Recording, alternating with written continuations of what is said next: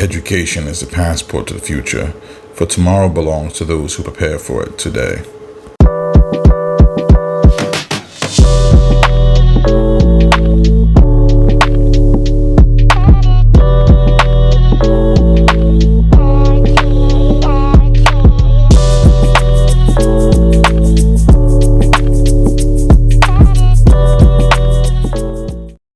Professor Presbury back with another episode of Hey Professor, the show where we talk about everything you wanted to know about allied health, health informatics, health information management, and health administration. I'm your professor, Professor Javon M.H. Presbury. It's another beautiful day out. It's windy. It's actually the same day if you saw the other video. It's not a different day entirely. It's another windy day. What I'm going to be talking about on this video is EMR on the front end and what that looks like as far as conversion goes. In the last video, I talked about EMRs in general and an organization having one. EMR conversion is an important topic. In the last video, I talked about what happens if an organization doesn't have an EMR. They're probably having things in paper and they're kind of holding those things in paper.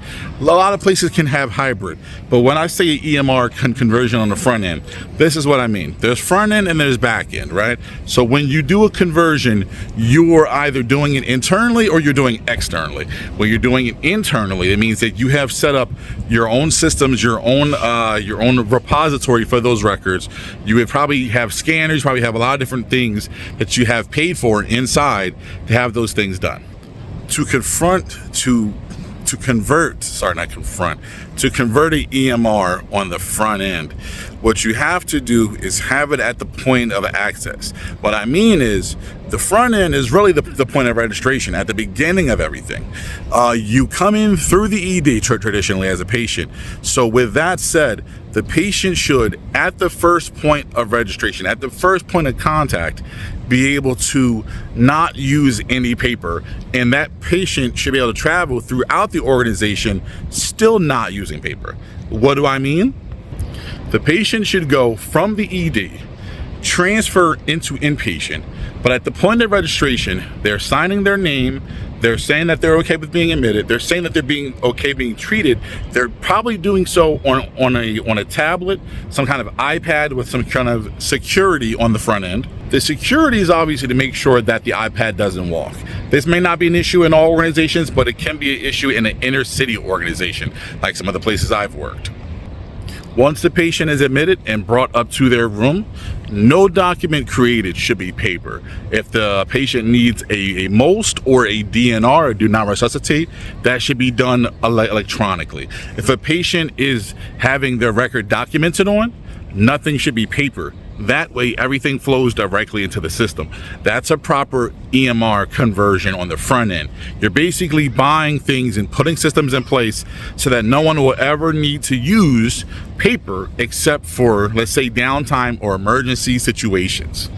A front-end conversion keeps you from having to kind of worry about, scanning things in, because you're making sure that paper is being cut off at the source. That source is registration. That source is at the point where any clinician is speaking to the patient, any nurse is documenting, any consultant is coming out and making their actual assessment. Those papers are created at every point of contact, so you're eliminating that. But that also means making sure that those electronic versions of those documents exist. And that is also one of the responsibilities of the medical records department. They have to make sure that for every paper document, an equivalent electronic component exists, an equivalent electronic document exists that checks off all of those necessary marks that are decided by those government entities as well as the quality board for your organization. Once the patient's treatment is essentially finished, the patient will go through the rest of their journey in the medical records. Once the patient's medical journey with your organization has come to an end with a positive outcome, hopefully, that patient will then be given discharge paperwork, which will be written up. Now, that's going to be done in paper. I've never really worked at an organization where they did that electronically, and here's why. You're going to want to make sure that you're able to print that out and provide that to the patient at the time of their discharge, which will have all pertinent information about their stay, about their treatment, as well as any types of medications that they've taken, medications that they should be taking when they go home, and what to expect as far as a follow-up or future possible visit. that discharge instruction is given in paper so the patient has something tangible to hold on to look at, and to reference. I've never worked at a place that does it electronic. I'm not saying that they don't. I've just never seen it. So then you send that patient off and they have that document with them, and they're able to really look at that and really know where to go in the future if they need. Once the patient's journey is done, obviously that medical record is finished and closed when it's completed, with the discharge summary, if the organization has one of those, or a physician that completes that in a timely manner, and then everything goes that way. Now stay tuned, guys, or look out for the next video I'm going to do, which is the video about EMR conversion on the back end, which is completely different. Have a good one, guys. Professor Presbury, I enjoy you. I hope you enjoy me. Have a good one. Bye-bye.